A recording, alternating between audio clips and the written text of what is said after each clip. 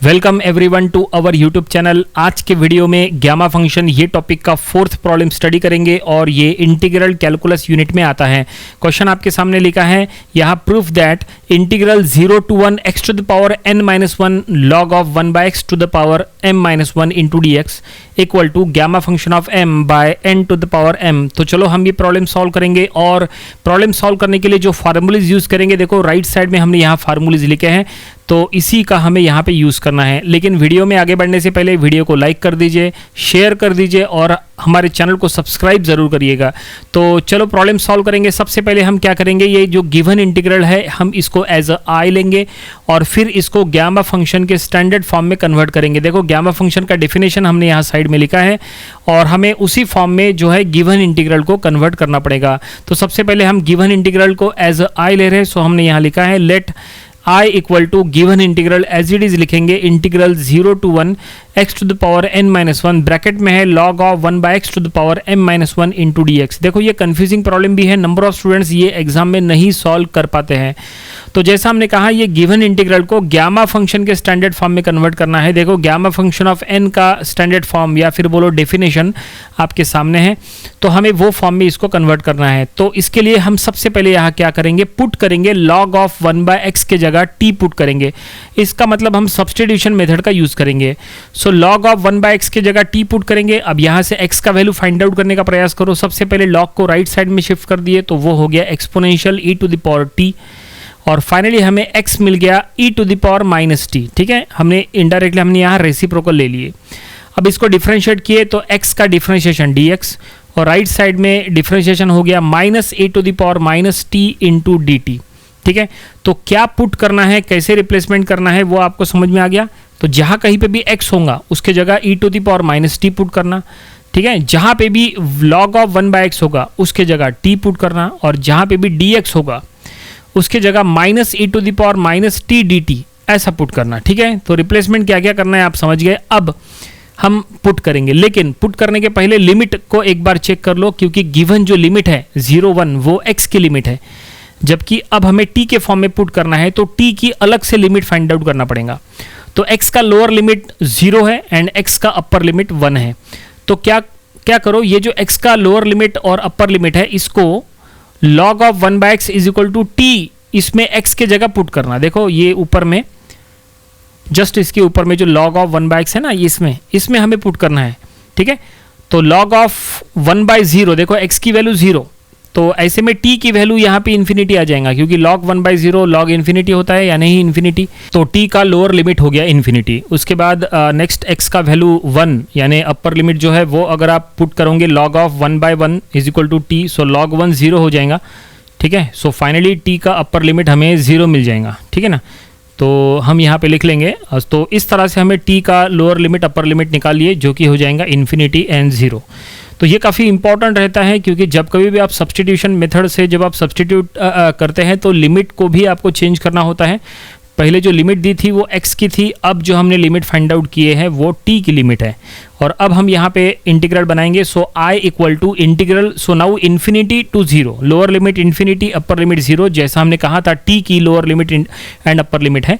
उसके बाद x to the power n minus 1 की जगह क्या आया, e to the power minus t to the power n minus 1 क्योंकि x की value e to the power minus t है। उसके बाद log ऑफ 1 by x के जगह t आ गया to the power m minus 1। उसके बाद dx के जगह उस dt के फॉर्म में जो वैल्यू थी वो आया है। ठीक है, अब यहाँ पे क्या करो, लास्ट में जो एक्सपोनेंशियल है उसको सामने ला लो और जो माइनस है वो बाहर निकालो। देखो हमने माइनस बाहर निकालिए, आखिरी वाला एक्सपोनेंशियल हमने बीच में रख लिए और t to the power m minus 1 को हमने साइड में किए हैं। ठीक है, अब क्या करो, जो पहला एक्सपोनेंशियल है उसके पावर में minus t into n minus 1 है तो माइनस टी से अंदर में ब्रैकेट के अंदर मल्टीप्लाई कर लो तो ये हो गया e to the power minus t n plus T.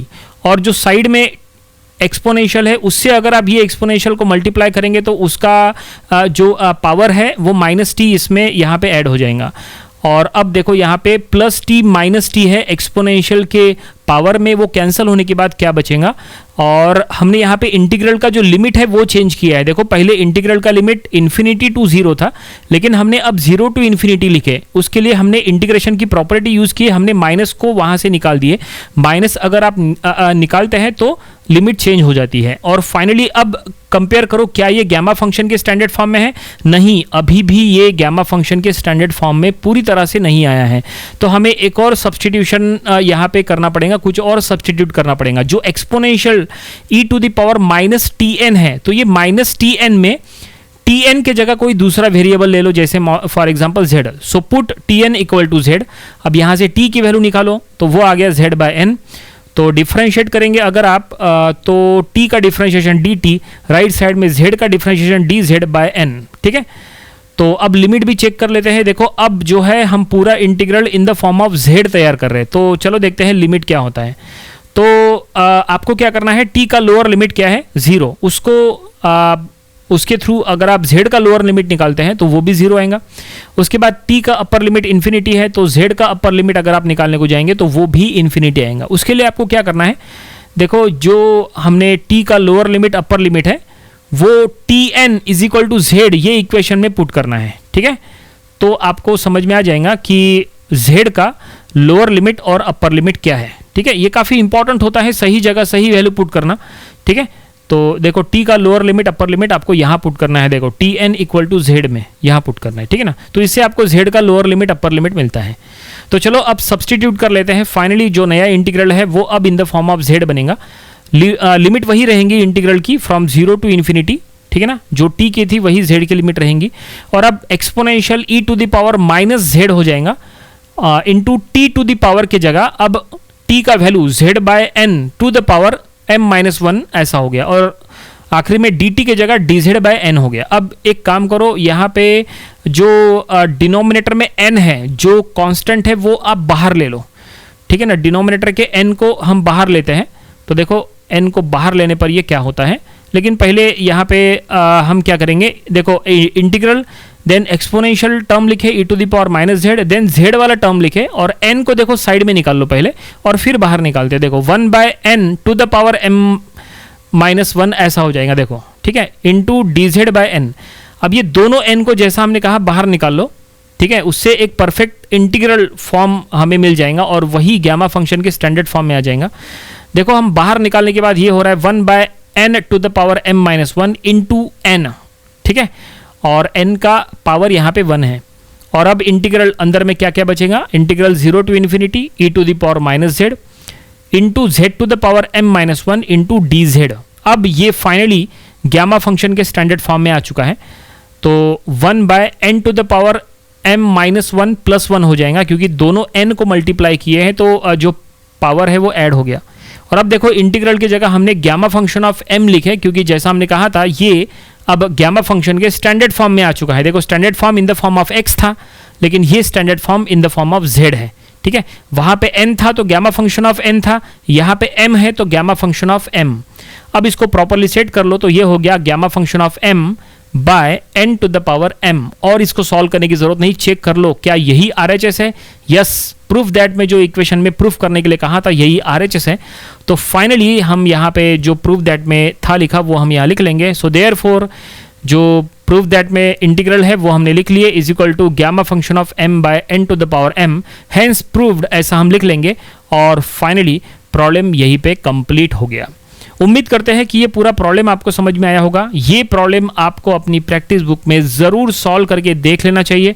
Important problem है, इसके पहले 2 बार एग्जाम में ऑलरेडी आ चुका है। ऐसे प्रॉब्लम्स की प्रैक्टिस ज़रूर करना चाहिए।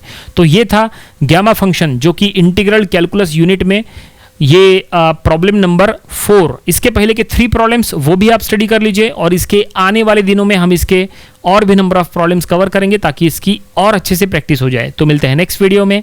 Thanks for watching.